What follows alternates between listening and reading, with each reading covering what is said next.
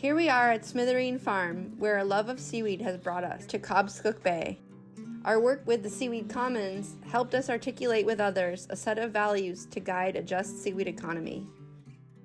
Seaweed wild harvest and aquaculture that is locally owned, appropriately scaled, conservation-minded, and where the harvesters and farmers are participating in a responsible governance system. That is our goal. Here we introduce Sarah Redmond and Micah Woodcock, each sharing their thoughts about a sustainable and regenerative local seaweed economy.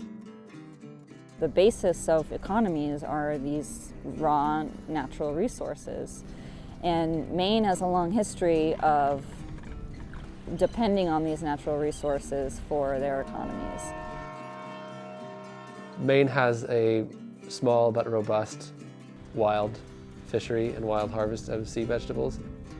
I think that in order for people to sustainably harvest any resource from the intertidal zone, they have to have a deep understanding of how it looks today, how it looked last year, how it looked 50 years ago, and also be thinking about how it's going to look in 30 or 40 or 50 years.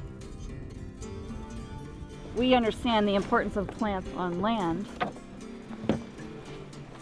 So all those things that plants do on land, the seaweeds do in the ocean.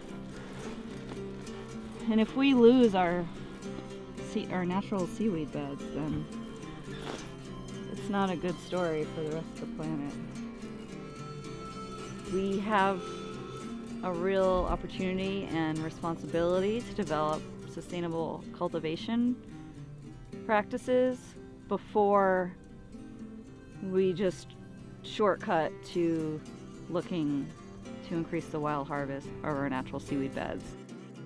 You always run up against a natural sustainable limit in the wild, whereas if we move to cultivation, we can be providing more biomass, more products, more seaweed, supporting more people working in the industry without impacting the wild beds. But we really need to be developing the infrastructure to be able to grow and harvest and process the seaweed, before the market powers sort of take over.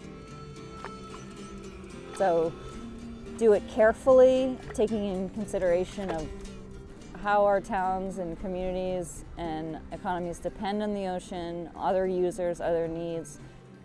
I'd like to see the people who are benefiting from the growth of aquaculture in Maine be the people who are invested in the long-term caretaking of the ecosystem that they depend on in order to make a livelihood. And I think now is the time for us to be vigilant and participate in the process of what that industry is going to look like.